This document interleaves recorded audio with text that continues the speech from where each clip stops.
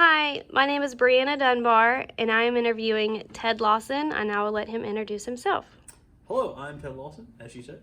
I'm one of the tech directors here at Avery ISD, and also I teach most of the technology classes we have here at Avery ISD.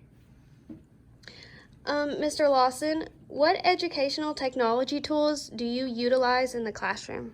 So a few of the tools we utilize, one of the newest ones we have is this interactive whiteboard, or interactive panel is what they call it, technically speaking, which I use for a multitude of different things. I use it to show presentations. I use it to actually show various examples of stuff. So like right now I have our Unreal Engine we use in our video game design class, which is really cool. And I can kind of like walk them through, like, if I want to add something into it, I can actually drag it across and show it right here on the big screen.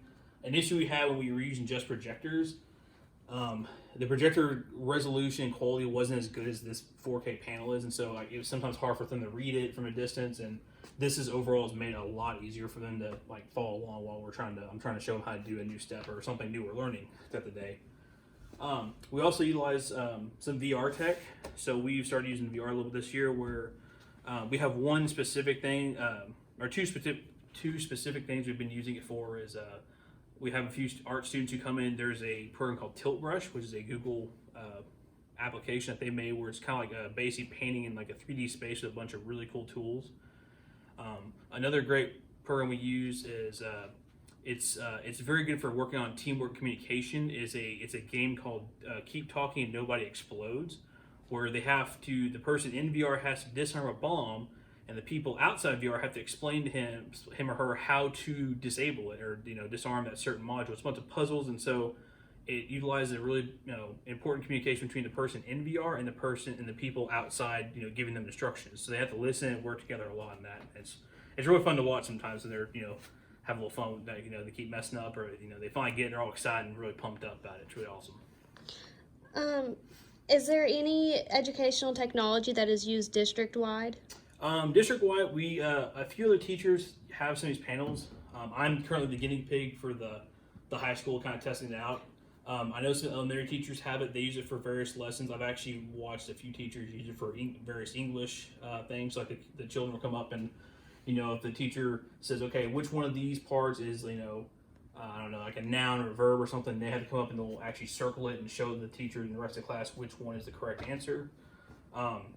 We also utilize, to help keep students on task, we utilize a kind of monitoring program that all the students have laptops like this, little one-to-one laptops that all the kids have and utilize throughout the whole district. And we have software that helps kind of keep them on the right tracks. So, we block stuff they shouldn't be on and help them find content and research and things that they need to get on, instead of so not getting sidetracked real easily, as kids will do sometimes. Since using and incorporating educational technology into the classrooms, have you seen any benefits or effects on student engagement or participation or their learning? Since we've also upgraded, like in my lab here, the computers to some newer versions to where they're more designed for what we're trying to do with them. And especially with this interactive panel as well, I have more engagement in the sense that like they're having a less difficult time being able to follow along and be engaged. Because when I do like a lesson for our video game design, I want them to follow along, and then I want them to try their own things. I want them to venture out and do, like, I don't want them to follow exactly what I do. I want them to try new things, experiment. And I've had some kids come up with some really awesome ideas and create this stuff I didn't think about. We recently built a house in our video game design class, and I had some kids go in there and straight like make a like house I would love to live in myself. If like I was like they did that with like the first time doing it. It was crazy. And so someone like, I definitely see a lot more engagement, especially in the video game design stuff we've been doing, because they're having a lot of fun, just kind of experimenting and, really going above and beyond. Right. And so when students are interested in the subject, which most students are, being born and raised in this digital age, they're... Yeah. And even some students I've had in other classes who don't necessarily really like computers and like don't really necessarily like the tech stuff, even this, where they can go in and build their own stuff, because in a way it's like virtual Legos. So they're actually building their own houses and stuff, and they can do make something that's theirs. They really like that. It helps keep them engaged and like they're really trying more than just builds that sense of like accomplishment. Mm-hmm. And nice. Do you have any advice for just normal classroom teachers regarding educational technology that don't necessarily have a background in technology?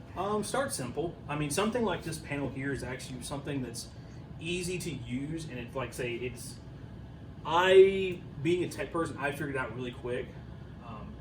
But a panel like this is really simple. I know some of our elementary teachers who aren't very tech. I guess what's the word?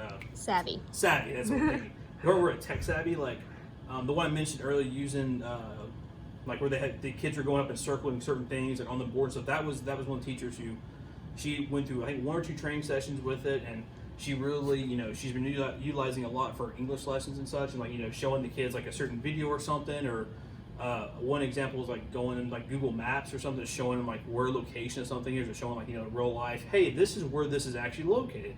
Because a lot of kids like that visual where they can see, and even like if they go up and like feel it, or like on Google Earth they can spin the world around and go where they want to go, and that's something like something simple like that's not very crazy difficult is a really great place to start. And our last question: how important is training regarding educational technology training? Training is important, and for a lot of reasons. For example, a reason that I can think of the top of my head, where like you'll have a teacher who's never been trained on something, they'll be sitting there stumbling through a lesson like, this is like stop, and like it really breaks that learning environment because it's constantly stop go. Where someone who at least has a basic, at least one train, they know what's supposed to happen. But okay, this should be okay. Here it is. The training is important just because it helps them utilize the tools more effectively and more efficiently. It builds that flow. Yeah, it builds the flow. It helps it not have that stop go because like when every time you stop and crash, well the kids like start talking to their friend or doing something else, and you lose their engagement. They lose that engagement, that attention span, because like human engagement, it's pretty short. Once you lose it, it takes a minute to get it back. All right. Well, that's all the questions I have for today. Thank you very much for Sure your thing, time. anytime. Appreciate it.